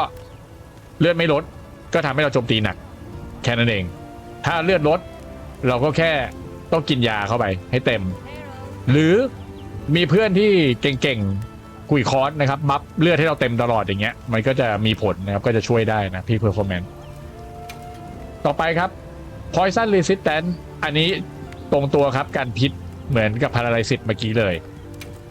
quick cheat ครับอันนี้เป็นอีกหนึ่งสกิลที่ลุงบอกเลยว่าหลายๆอาวุธจะรักมากมันเป็นการเก็บดาบเร็วครับเก็บดาบเร็วมันมีผลกับใครมากที่สุดมันมีผลกับดาบยาวมากที่สุดครับเพราะว่าดาบยาวมันจะมีท่าที่เรียกว่า EI slash มันจะต้องเก็บดาบเข้าฝักเพราะฉะนั้นการเก็บดาบเร็วมันสามารถทำให้เราต่อคอมโบได้เร็วอันเนี้ยสำคัญสำหรับดาบยาวมากนะครับนอกเหนือจากสกิลโจมตีแล้วอะควิกชีทเป็นสกิลที่สำคัญแล้วก็พวกปืนใหญ่นี่เวลาจะวิ่งหนีเก็บโอ้โหกว่าจะพับกว่าจะวิ่งหนีกว่าจะได้โผท่าซุปเปอร์แมนใส่ควิกชีทก็ได้นะครับถ้านึกไม่ออกว่าจะใส่อะไรแล้วก็ดาบใหญ่อย่างเงี้ยอาวุธที่เก็บช้าทั้งหลายกันแลนนะครับพวกเนี้ยใส่ได้หมดเลยนะควิกชีทเป็นสกิลที่ช่วยได้ครับแต่อาวุธสั้นๆอย่างดาบโล่ดาบคู่มันไม่จำเป็นต้องใส่มันเก็บเร็วอยู่แล้วนะครับไม่ได้มีประโยชน์นะครับแต่ดาบยาวนี่มีประโยชน์จัดๆเลยนะสกิลต่อไปครับมีชื่อว่าลาทารอสแฟร์เป็นเซตโบนัสสกิลซึ่งจะให้ผลของสกิลที่มีชื่อว่าสกอตเชอร์จะเป็นการเรียกว่าเผาไหม้เพิ่มแล้วกันเวลาเราโจมตีศัตรูหรือมอนด้วยธาตุไฟมันจะเพิ่มดาเมจเสริมขึ้นมาให้ด้วยในกรณีที่เราโจมตีด้วยธาตุไฟนะครับก็จะมีแบบเหมือนไฟเผาเพิ่มขึ้นมาให้นะครับอันนี้ก็คือลาทารอสแฟร์Recovery Speed ครับRecovery Speed จะเป็นสกิลที่อยู่ในสายเกี่ยวกับเลือดของเราเกี่ยวกับ HP นะครับเลือดของเราเจ้าตัวนี้มันจะทำให้ตัวเวลาเราโดนมอนตีเนี่ยลุงบอกไปแล้วว่าเวลาโดนมอนตีเลือดเราลดสีเขียวเราจะลดแต่มันจะมีแถบสีแดงค้างอยู่แถบสีแดงเนี่ยเมื่อระยะเวลาผ่านไปแล้วเราไม่โดนโจมตีต่อสีเขียวมันจะวิ่งขึ้นมาทับสีแดงใช่ไหมไอ้ตรงสีเขียววิ่งขึ้นมาทับสีแดงนั่นแหละครับเขาเรียกว่า Red Portionซึ่งไอ้ตรงสีแดงที่เรารอสีเขียวไปทับเนี่ยมันจะทำให้เลือดเราอะรีกลับไปตรงส่วนที่เป็นสีแดงอะเขียววิ่งไปแดงอะเร็วขึ้นนะครับมันก็ทำให้เราประหยัดน้ำยาในการกินพวกไมก้าโพชั่นอย่างเงี้ยเพราะว่ามันรีคืนเร็วไงมันรีส่วนที่เป็นสีแดงกลับได้เร็วนะครับต่อไป Recovery Up ครับก็เป็นเกี่ยวกับเลือดเหมือนกันอันนี้เวลาเราได้รับการฮีลเลือดไม่ว่าจะด้วยกรณีใดๆก็ตามมันจะเพิ่มจำนวนในการรีเลือดให้เยอะขึ้นเวลากินเมกาโพชั่นก็จะเติมเลือดได้เยอะขึ้นเวลาเพื่อนเป่าคุยค้อนให้เราเพื่อฮีลเราก็ได้ฮีลเยอะกว่าคนอื่นนะครับหรือแม้กระทั่งใช้ไลท์พาวเดอร์คนอื่นได้นิดนึงเราจะได้เยอะกว่านะครับทีนี้มาถึงรีเซนเมนต์ที่เมื่อกี้ลุงพูดเกี่ยวกับรีเซนเมนต์แล้วก็ตัวนูอูด้านี้นะมันจะใช้เกี่ยวเนื่องกันนะครับรีเซนเมนต์เนี่ยจะต่อเนื่องจากเมื่อกี้ด้วย Recovery Up ไม่ใช่ Recovery Speed เพราะว่า Resentment เนี่ยมันจะเพิ่มพลังโจมตีให้กับเรานะครับถ้าเราอยู่ในสถานะที่กำลังฟื้นคืนฮีลฟื้นคืนเลือดของเราก็คือเราโดนตีใช่ไหม แล้วมันจะมีไอเกจสีแดงอะไอเกจสีแดงที่รอเลือดคืนเมื่อกี้ที่ลุงอธิบายไปอันนั้นแหละครับถ้าเรามีเกจสีแดงคือหรือเราโดนโจมตีแล้วมีเกจสีแดงเมื่อไหร่เนี่ยแอตแทกเราจะเพิ่มทันทีแอตแทกเราจะเพิ่มทันทีนะครับซึ่งมันจะเกี่ยวข้องกับไอนูอูด้าเมื่อกี้ซึ่งมันจะเพิ่มเนี่ยนูอูด้ามันจะเพิ่มนี่นะครับ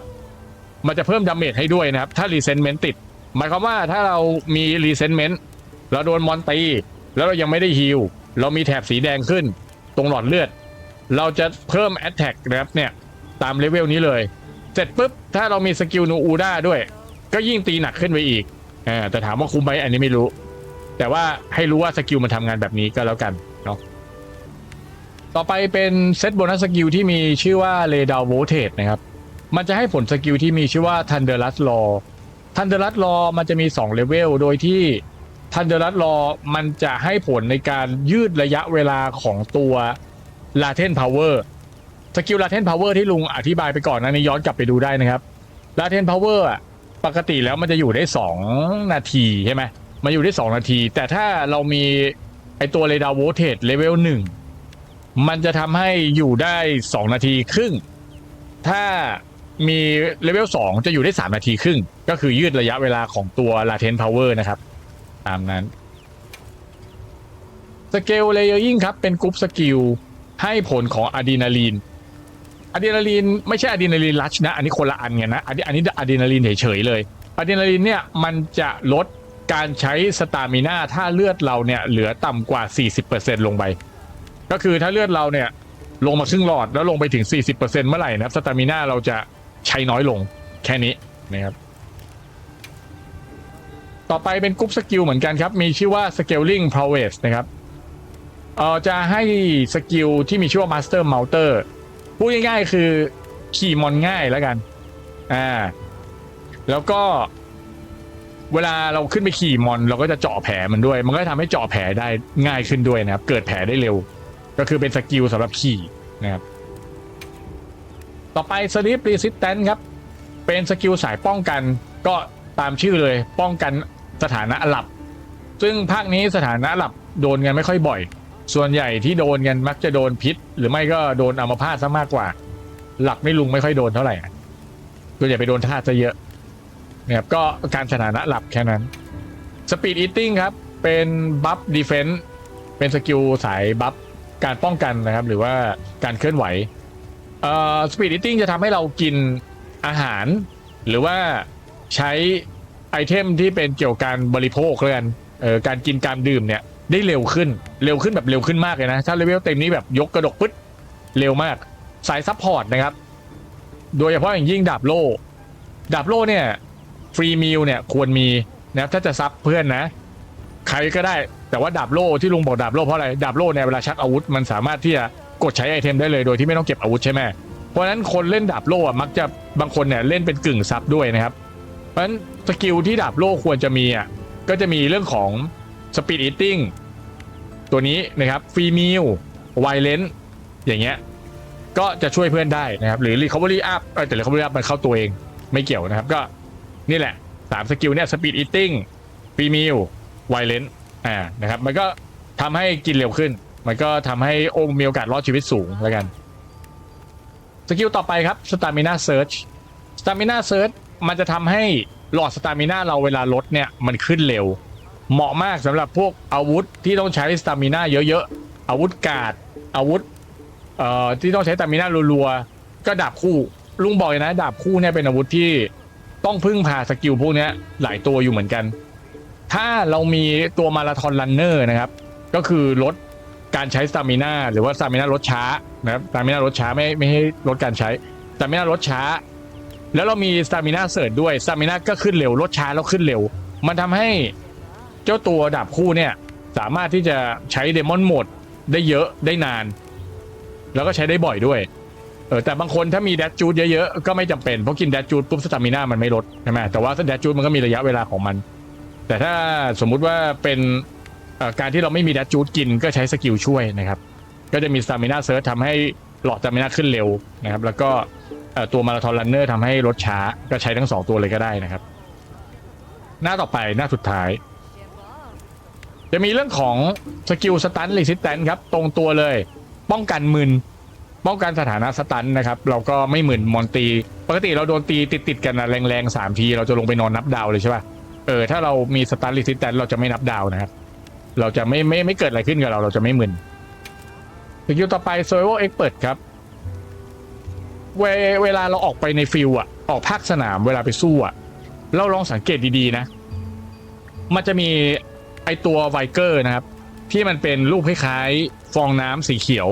เวลาเราเข้าไปกดวงกลมหรือเราเข้าไปฟันอ่ะมันจะกระจายสปอร์เป็นสีเขียวเพื่อฮีลเราใช่ไหม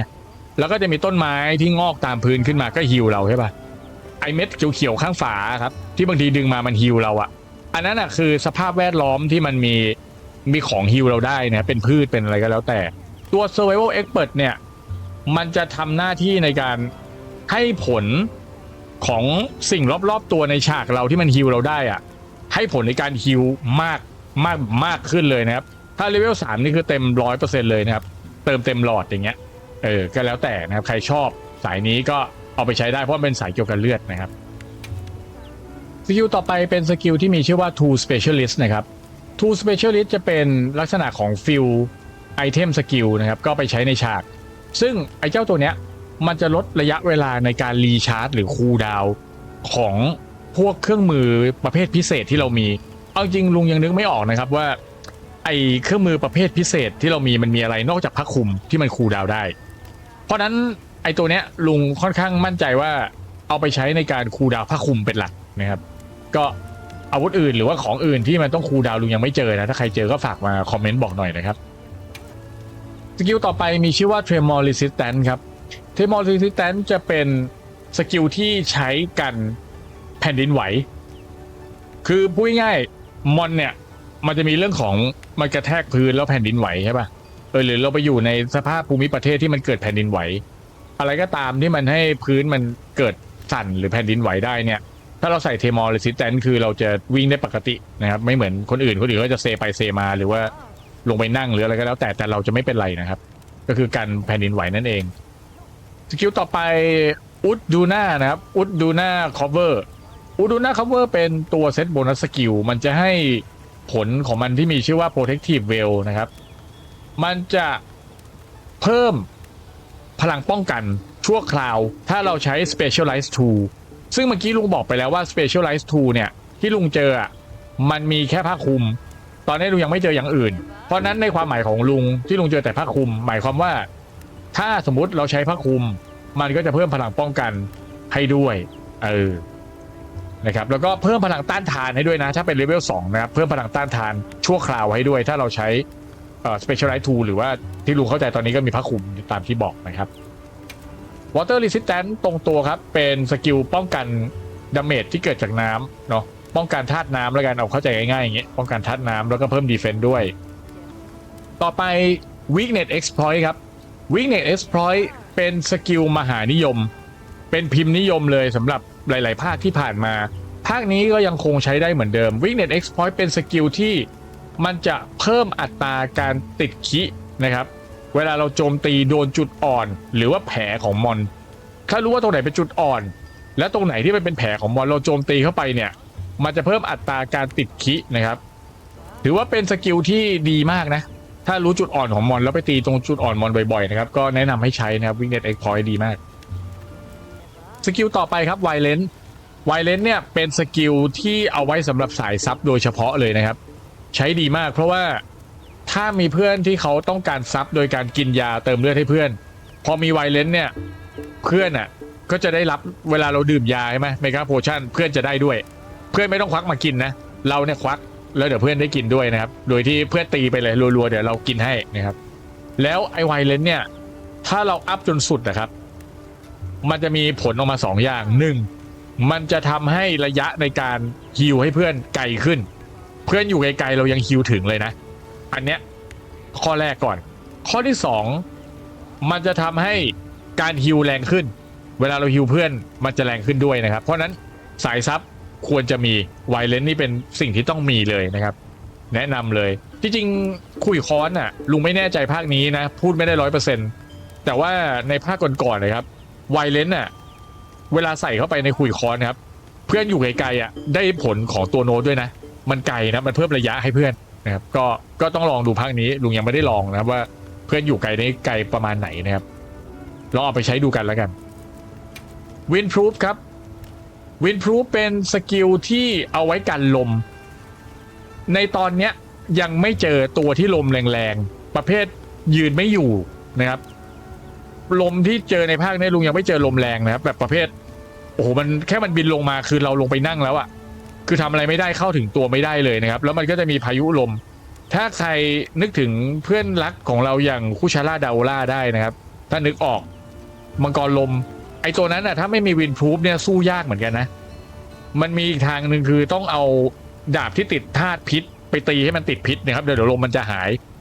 เพราะมันแพ้พิษแต่ภาคนี้มันยังไม่มาแล้วมอนในภาคนี้ที่ลุงเจอยังไม่มีตัวไหนที่ลมแรงที่จำเป็นจะต้องใช้วินพรูฟเลยนะครับแต่ว่าให้รู้ไว้ว่าสกิลวินพรูฟคือเราไว้กันลมแรงแค่ไหนก็ไม่หวั่นรู้ไว้อย่างนี้เดี๋ยวไม่รู้ว่า DLC หรือแพทหน้ามาถ้ามีตัวที่ลมแรงๆมาอาจจะได้ใช้กันนะครับแล้วก็มาถึงสกิลสุดท้ายที่อยู่ในลิสต์ของลุงแล้วที่ลุงพอจะมีแชร์ให้พวกเรานะครับเป็นเซตโบนัสสกิลที่มีชื่อว่าซูไวเกอร์ให้ผลโปรตีนฟีน1และ2โดยที่โปรตีนฟีนเนี่ยมันจะเป็นการเพิ่มโปรตีนให้ร่างกายโอ้โหมันเข้าใจตั้งนะคือต้องบอกว่ามันจะเพิ่มแอตแทกให้เราหลังจากที่เรากินไอเทมบางอย่างเช่นเวลดันสเต็กก็จะเพิ่มพลังโจมตีให้เราด้วยชั่วคราวก็ตามเลเวลนี้เลยครับมีบวก15กับบวก25นะครับตามเลเวลของมันประมาณนี้ครับก็ทั้งหมดนี้เป็นสกิลที่ลุงหาเจอณตอนนี้นะครับที่อยู่ในช่วงเอ็นเกมก็จบกันไปแล้วครับสำหรับการแนะนำสกิลครับว่าสกิลแต่ละอย่างมันทำอะไรได้บ้างนะครับก็มีแอบแนะนำว่ามันใช้กับอาวุธอะไรบ้างเล็กน้อยเพราะมันเป็นสกิลชุดเนาะก็มองความเหมาะสมในการใช้งานอันไหนที่พอจะบอกได้ว่าเหมาะกับอาวุธอะไรลุงก็บอกไปอันไหนที่ไม่เป็นตรงกลางลุงก็ไม่ได้บอกระบุเป็นอาวุธไปนะเพราะมันใช้ได้หมดนะครับหวังว่ามันจะมีประโยชน์นะลุงไม่รู้ว่ามันมีประโยชน์ไหมการอธิบายของลุงมันจะดูบ้านๆดูติดขัดไปบ้างก็ต้องขออภัยไว้นะที่นี้ด้วยนะครับเพราะว่าสกิลมันเยอะจริงๆนะเมื่อกี้ที่ลุงพูดไปคือ90สกิลนะครับมันก็จะมีบ้างแหละที่อาจจะไม่คล่องบ้างนะครับเพราะว่ามันจะจำหมดทุกสกิลก็ไม่ได้แถมมีสกิลใหม่ในภาคนี้ด้วยนะครับผิดพลาดตรงไหนขออภัยด้วยอีกทีหนึ่งความมุ่งหมายของลุงในการที่จะอธิบายสกิลนี้ลุงไม่รู้หรอกว่าพวกเราจะมากลด่าลุงหรือมาว่าลุงหรือเปล่านะครับว่าลุงอธิบายงงไม่เข้าใจอะไรอย่างเงี้ยลุงก็รับฟังคอมเมนต์ทุกคอมเมนต์เลยนะแต่ว่าจุดประสงค์ของลุงที่แท้จริงคือการที่เราสามารถเอาไปสร้างบิลด์เองได้ครับอาจจะเอาบิลด์ของคนอื่นมาก็ได้แต่ว่าเรามาปรับแต่งได้ให้เข้ากับสไตล์การเล่นเราแล้วก็เหมาะกับไอเทมที่เรามีอันนั้นแหละครับมันจะทำให้เราสนุกแล้วก็เราสามารถปรับแต่งได้ทุกเมื่อเลยเมื่อเรารู้จักสกิลโอเคครับก่อนจากกันก็ฝากปักตะไคร้ถ้าชอบนะครับแต่ถ้าลุงอธิบายไม่เข้าใจยังไงรู้สึกไม่ค่อยถูกใจยังไงก็ยังไม่ต้องกดก็ได้ครับแล้วไว้เจอไหนถูกใจค่อยมากดไลค์เป็นแฟนช่องลุงกันขอบคุณที่ติดตามรับชมครับแล้วไว้เจอกันในคลิปหน้าครับผมวันนี้ลุงกากล่าแย้นะครับล่าแก่ๆในตำนานขอลาไปก่อนครับผมบ๊ายบาย